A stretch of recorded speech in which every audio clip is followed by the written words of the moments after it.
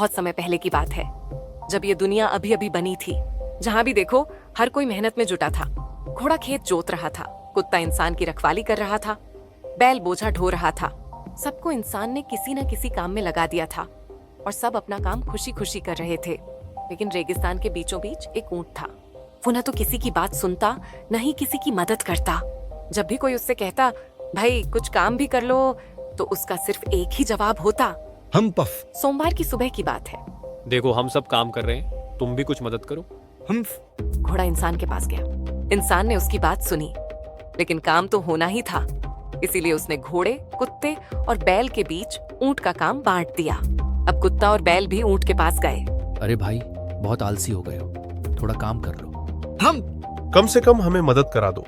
हम तीनों जानवर परेशान हो गए। काम भी बढ़ गया था और ऊंट की जिद से सबकी नाराजगी भी।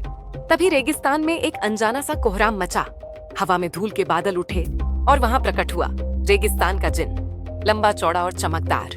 जानवरों ने उससे अपनी परेशानी सुनाई कि ऊंट न काम करता है, न किसी की सुनता है, बस हम कहता रहता है। तो ये बात है। उसने फौरन ऊंट को तलाशा। ऊंट तालाब के किनारे अपनी ही परछाई में मग्न था। अब बस वक्त आ गया है कि तुम भी काम में लगो। ऊंट आंख मूंद दी, हम मुंह से हम्फ ही निकला। जिन मुस्कुराया और एक रहस्यमयी मंत्र बुदबुदाया। अचानक ऊंट की पीठ के ऊपर कुछ अजीब सा उभरने लगा, एक बड़ा सा कुबड़। ऊंट घबरा उठा। उसने पानी में अपनी शक्ल देखी। अब उसकी पीठ पर सीधा ऊंचा कुबड़ था। 3 दिन तुमने बिना काम के गंवाए, अब यही कुबड़ तुम्हारी ताकत है। इसकी वजह से अब तुम बिना खाए पिए काफी दिन तक काम कर सकोगे, ताकि इंसानों और अपने साथी जानवरों का दिया काम पूरा कर सको। हम ऊंट को समझ में आ गया कि अब आलस छोड़ने का वक्त आ गया है।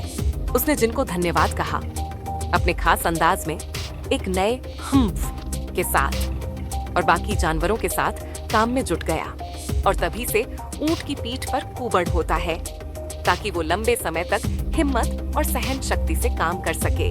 यही है कहानी, ऊंट को उसका कुबड़ कैसे मिला।